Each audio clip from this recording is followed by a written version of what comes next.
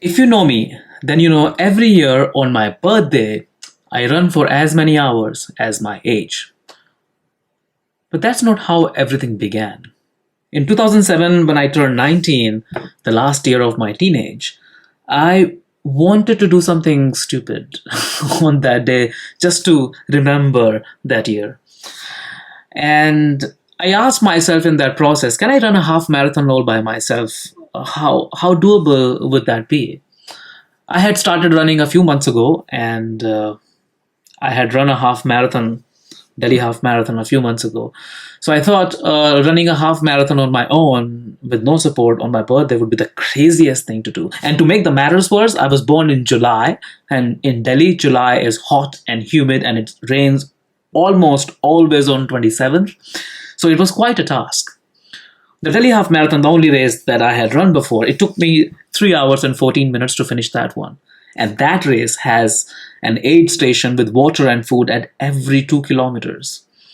So running a half marathon on my own with no support in the heat of Delhi, I didn't know how doable would that be. So it was worth a shot. To celebrate 19 years of my life, on my birthday, I ran 19 kilometers and walked the remaining two. When I turned 20, I ran 20 kilometers. And when I turned 21, I ran a half marathon, which is 21.097 kilometers. Now, I could do half marathons very easily. It wasn't much of a challenge. I could easily finish in 2 hours, touch above 2 hours, depending on the day and the route. So I wanted to do something more when I turned 22. Thus, in 2010, I decided to go for slightly longer for the first time and ran 22 miles on that day. Or should I say night, because I ran on 26 July, middle of the night when the rest of the city was sleeping. I was running on the ring road among the trucks. In the process, I ended up running 56 kilometers because I didn't have a GPS or anything. I didn't even carry a phone during those days. And I plotted the map once I returned on Google Earth, and it was 56 kilometers.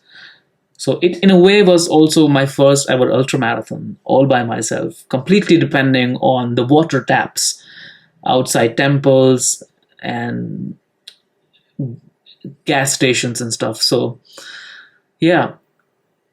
When I turned 23, I decided to run for 23 hours, but I was sure I couldn't do it.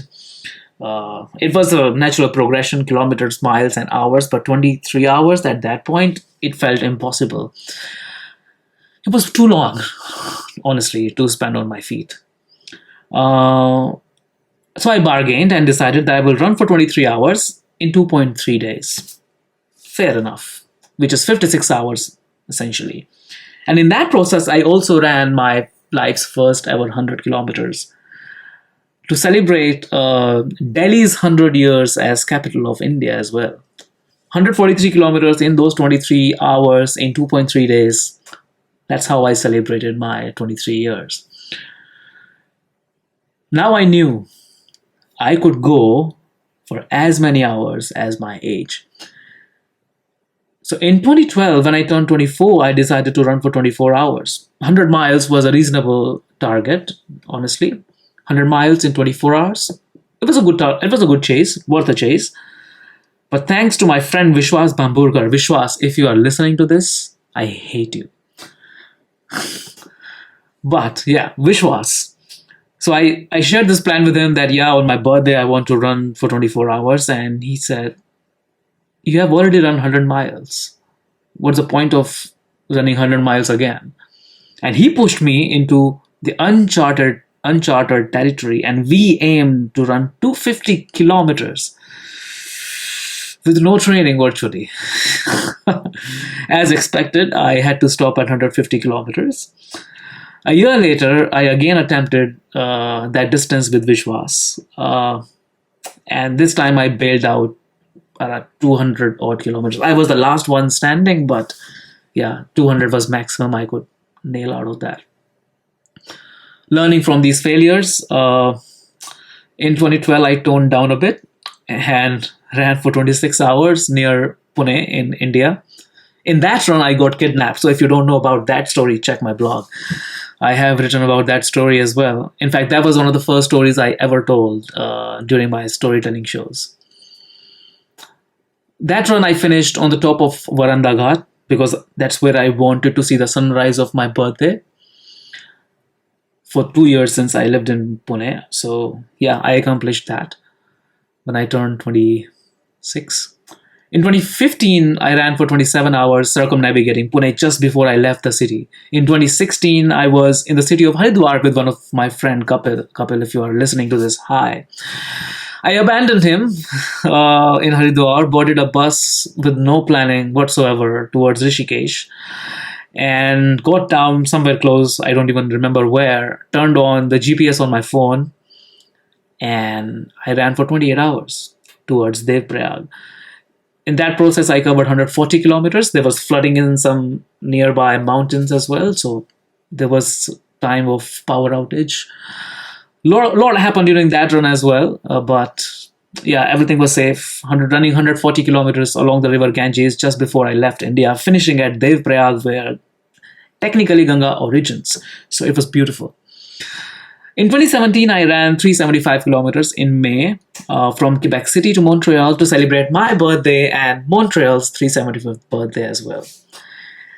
In 2018, I moved to Newfoundland and I circumnavigated the northern part of Avalon Peninsula where New St. John's is located. And I covered that in 30 hours. And a year later, I covered the southern part in 31 hours. And then pandemic happened. I got a few injuries. I had a surgery and that was the end of the streak. Big Birthday Bash was over. At the time of origin, Big Birthday Bash marked the beginning of a remarkable tradition in my life, one that I have carried wherever I have lived. I have lived on 3 continents now, but Big Birthday Bash is something that has stayed with me. Every year, as birthday would approach, I would embark on a journey to the beaches, to the mountains, to the deserts, to the lush green valleys, forests, dead plains, plateaus, icy peaks, wetlands, extreme rugged landscapes, highways, coastal trails, prairies, and whatnot. And the number of hours I would run would mirror my age, becoming a symbol of both physical strength and my connection with nature. In a way, it became a symbol of resilience, determination, and the power of pursuing one's passions wholeheartedly and dreams. Or one can put it, it became a physical embodiment of time and personal growth. But once Big Birthday Bash stopped in 2020, starting then, I had lost it. I wasn't running anymore. I got better at finding excuses for not doing the things that I thought I wanted to do. And it was not that I lost interest in running. It was just that I didn't feel like doing it. Not even races.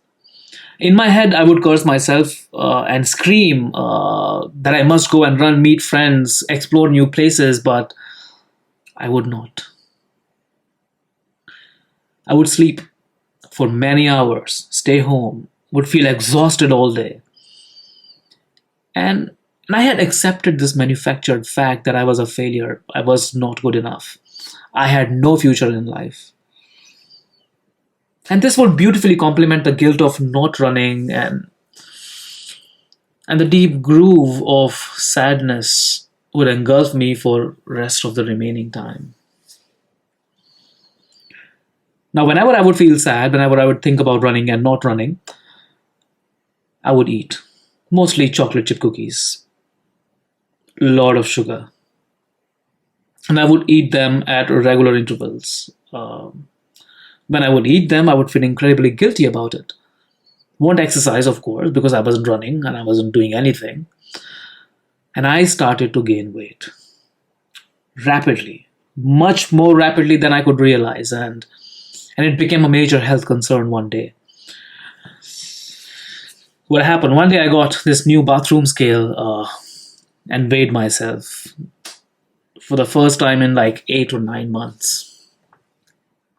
I weighed 182 pounds, which is about 82, 83 kilos.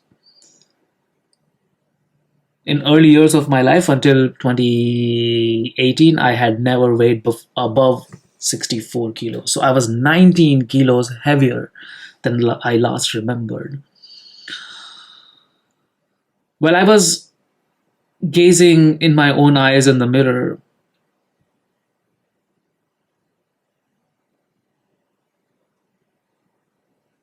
I stood there naked and hated the person I saw in the mirror. While I gazed in my own eyes, in shame, I recalled how I got there. Following the injuries in 2019 at Frozen Head State Park, where I rolled my ankle, which I ended up rolling thrice again in next 6 months. The surgery, the isolation, the pandemic, it had mentally broken me. I was stressed, was eating 4 servings of each meal I would cook. So I would cook for 4 people and eat all the food by myself. And that would be followed by a tub of ice cream. I was finishing 3 liter tub twice in a week. And on top of that, I was finishing a pound of chips multiple times in a week. Looking at myself in the mirror, I was disgusted at what I was doing. And then one day I stepped up, wore clothes, logged onto the computer, and spent hours searching for those fat burning tablets and powders to find a quick solution so that I could shred all these 19 kilos that I had gained.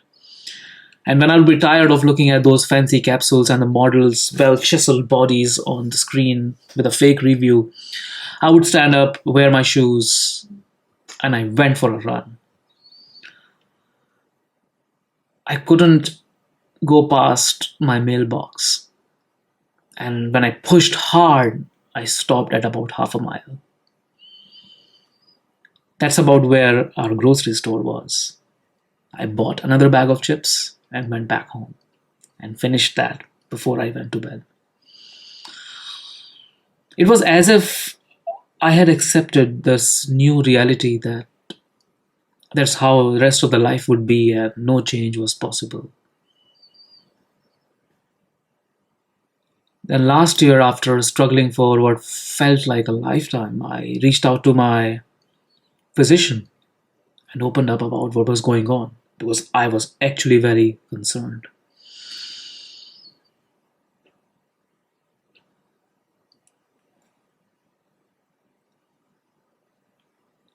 It's August last year. I'm sitting in the office of my therapist. It's a Monday afternoon. It's raining outside like every single day in August in Oslo. And my therapist asks, when we talk about your behavior changes, you said it started to get worse about 3 or 4 years ago, or maybe 5. Can you tell me how has your ability to deal with triggers changed in this time? I answered that question, and while answering this, as I explained how I lost the mental resilience to deal with different situations, and every single time I would be in a problem solving state, my mental resilience would spiral into a negative meta belief and would engulf me in there, and soon I would be lost in my head even without trying. I was shocked to hear myself say this. Later in the office, when I was sitting after my meeting with the therapist, with a heavy heart, I picked up a marker, went into a room, and started drawing chart of my triggers, my escape mechanisms, and parallel to that, I drew the timeline of my races that I had failed to finish. In all the 7 races that follow that trajectory, I was mentally lost even when I was training for that. I knew I was not going to finish when I was even standing on the start line. On all 7 occasions, question was not if I will quit. Question was when. Now also when I look back, I wanted to quit each of those races. In fact, I remember clearly in each of those 7 occasions I did think about sending an email to the race director to withdraw my registration. And I think in most of the cases I did not withdraw because there were no refunds.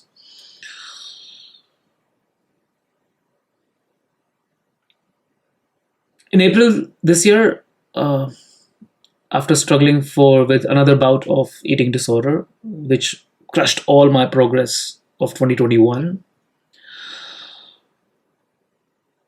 I chose to pull myself back up again, developed some belief that I could do it, and started slow, small, with a daily step goal of 8,000 steps a day before I can have dinner. If there is no step goal met, there won't be any food on the table.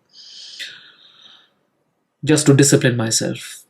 And gradually I improved my relationship with the food. I was eating healthier and I increased my step goal to 18,000 steps a day. And one of those days, it was already late, it was raining. I had just finished the meeting with Oslo Pride team and it was already late, 7, 8 p.m. And I had not met my step goal. I was still at 6,500 steps and there was still about 12,000 steps to go. So I went for a walk in south of Oslo. I generally walk in the north, Nordmarka, that's where I live. But that day I decided to go for a walk on E18 highway, which is not my regular path. And while walking there, I saw a road sign that read E6 Gothenburg, turn left.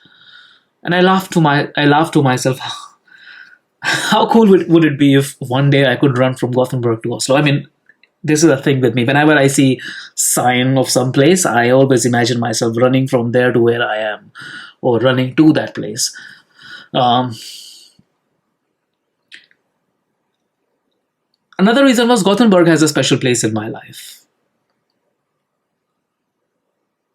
a very special place, and there's a story behind that. So last year, when I was struggling with long COVID, barely had any friends around Oslo, and I was deep in the oceans of my anxiety and depression. I picked up a camera and started pursuing macro photography. So every day I would go out on a lake next to my home and would look for spiders, flies, and would photograph them. I mean, it was easy. I had all the time I needed. I wasn't running anymore. I was quarantined because of COVID, so that's how I decided to spend most of my day. And then I got the opportunity to photograph humans during Oslo Drag Festival. My first ever introduction to drag was when I was in Canada and met a festival manager of a storytelling festival I was performing at. And they were an exceptional actor, performer, acrobatic artist that I absolutely loved and adored. However, I never attended any of their shows. Now, when I look back, I think I didn't, maybe because it was too radical of a space for me to enter into. It was too radical of a space for my patriarchal, conservative, misogynist brain, and this cognitive dissonance, of who I thought I was and who I feared I subconsciously am without realizing was too much to handle always. Maybe, I don't know. However, when I moved to Oslo and saw this advertisement of Oslo Drag Festival last year, I thought I should fight this cognitive dissonance and trust myself and give myself an honest chance. So one of those days, I randomly reached out to the Instagram account of the festival to ask if it was appropriate to take photos in the festival when I'm sitting in the audience. I thought it's always good to ask for the permission beforehand rather than feeling sorry later on for breaching a boundary that you shouldn't have. And before I could even realize, I was one of the official photographers for the festival, filling in for someone who was injured with an ankle injury, I think. There was no way of going back now since I was officially on the list. When this all was happening, I was in Gothenburg. I took a bus a day earlier than I had originally planned and came back to Oslo and was shooting the next day. Up close with the artists, director, producers, fans, fellow photographers. The depth in the community, the longings that I shared, the expression, the liberation, the space where we can be whatever we want. I think that opened the new doors for me and allowed me to trust myself and explore myself beyond what I had imagined I could possibly do.